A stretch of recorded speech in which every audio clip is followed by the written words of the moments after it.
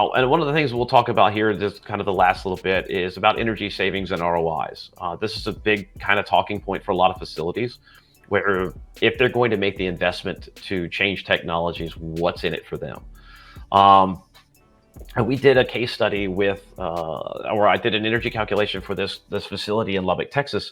Again, it was 30 something years old. That the existing building had 40 to 75, 60 horsepower motors in there. When we were doing the retrofit for these particular systems, we ran the calculations to show them that they were almost, in some cases, like 20 horsepower heavy.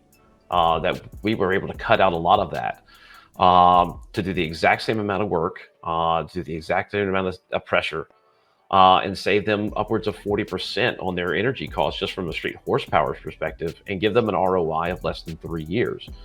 Um, and that was just purely from a paper to paper like extrapolation based on their kilowatt hour rate. Once that system was probably put in, it's even higher. It's probably even higher than that, depending on their demand level.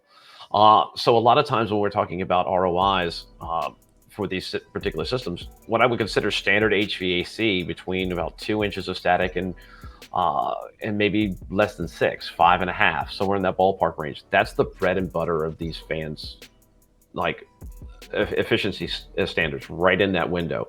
And a lot of those will give you ROIs as low as 12 to 48 months, depending on operating hours, run times, things like that. Because when we're looking at an AC motor with a VFD, depending on whether it's a belt drive system or even a direct drive system, when we're talking like fan efficiency indexes or how to compare like for like, I like to normally talk about total fan efficiency. And total fan efficiency takes away the motor component of it as a whole. Looking at something like a Baldor or a Marathon or a WEG motor, those motors will say on the data plate they're somewhere between 88 to 92% efficient, but that's at full load. They don't know what they're putting on the front of that motor. It could be a pulley, it could be a wheel, it could be a pump for all they know. So now you've got a motor from one manufacturer, a wheel from another manufacturer, a hub or a sheave, belts. So you've got all of these losses that come through your system: transmission losses, drive losses, electrical losses.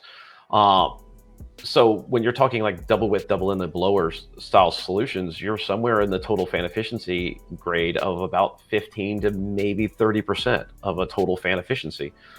Direct drive systems can improve on that. And they're somewhere between about 28 to 42%, somewhere in that ballpark range, depending on if you really got a really good wheel. You can probably bump that up a bit more, but that kind of stays in that range with the drive loss.